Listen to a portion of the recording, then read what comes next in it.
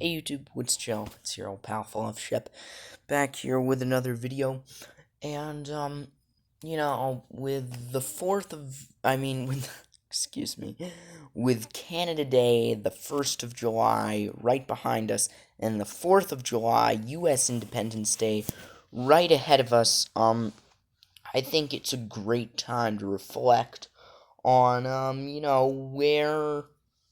where we are as two North American nations, um, and the direction the world is trending in, but I thought it might be helpful also for me to, give a little breakdown of something I've noticed. A lot of people say that, well, let me put it this way. A lot of people don't know the difference between patriotism and nationalism.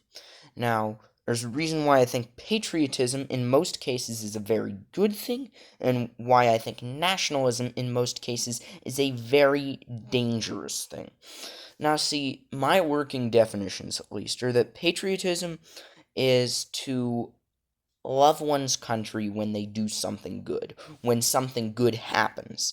Have both the US and Canada done that? Absolutely. They've had several great accomplishments as nations, but nationalism to me is loving one's country no matter what they do. Like wrapping oneself in the flag, I love my country, right or wrong. That to me is incredibly dangerous, because one thing that the US and Canada have in common is that they were built on the persecution of and the eradication of the culture of, um excuse me, let me rephrase that. They were both built on, well, the US was built on the backs of slaves, African slaves, and there's the institution of slavery, which we still in the U.S. should probably have reparations in place for, because that form of racism has just been diluted over time. It's the same racism coming back. One thing the U.S. and Canada have in common is that they've both been built on the persecution of and eradication of the culture of indigenous North American peoples. Whether with Canada, they started expanding shortly after their unity as an official colony of Britain on July 1st, 1867, and they fought several wars with the Cree, Assiniboine, and the Métis half-blood peoples, such as Riel's 1869 Red River Rebellion and Riel's 1885 Northwest Rebellion, in which, if I'm not mistaken, many of the indigenous peoples who did survive, indigenous leaders who did survive those wars, were punished. A lot of the Métis leaders and stuff. And in the U.S., obviously, we have a history of killing Native Americans, dating back centuries. I mean, really, since pretty much King Philip's War, in the Massachusetts Bay Colony, where Metacomet, or Americanized as King Philip, or uh anglicized as King Philip, was killed, and his head was put on a stake, in the Massachusetts Bay Colony for everyone to see. From that point really to 1923, where there was Posey's War and the Bluff War, where there were still a few Ute peoples holding out. Both countries need to reckon with their pasts. My point here is not that you shouldn't be proud of your country. Absolutely, there's certain things that you should be proud of. I mean, um, uh, we're, in spite of everything wrong with the United States today, we're miles ahead of where we were on civil rights for, for women, African American people, gay people, but at the same, or minorities in general, excuse me, Hispanic people as well, and but at the same time, there's still a lot of work to do. We need to reckon with our past and let our mistakes from the past inform our future policy decisions. And we need to make sure we need to ensure equity in our countries, and we're not there yet.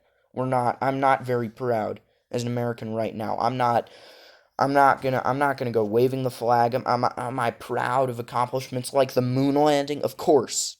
That's incredible. I wasn't even alive for it, but it's still an amazing thing. But when you see what's going on now with, you know, innocent black people getting their necks kneeled on for 8 minutes and 46 seconds, it's ridiculous.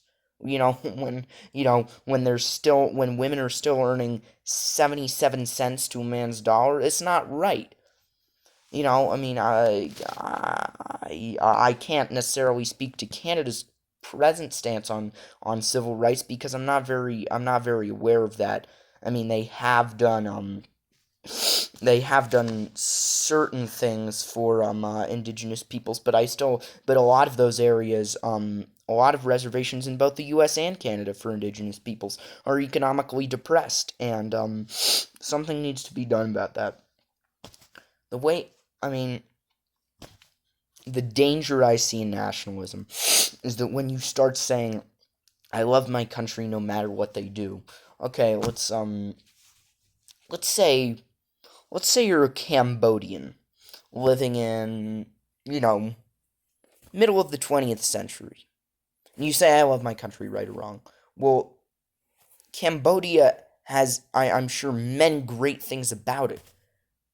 But then Pol Pot comes along with the Khmer Rouge and he massacres just enormous numbers of people. You can't say at that point, I'm still proud of my country. If you're German, and you're living in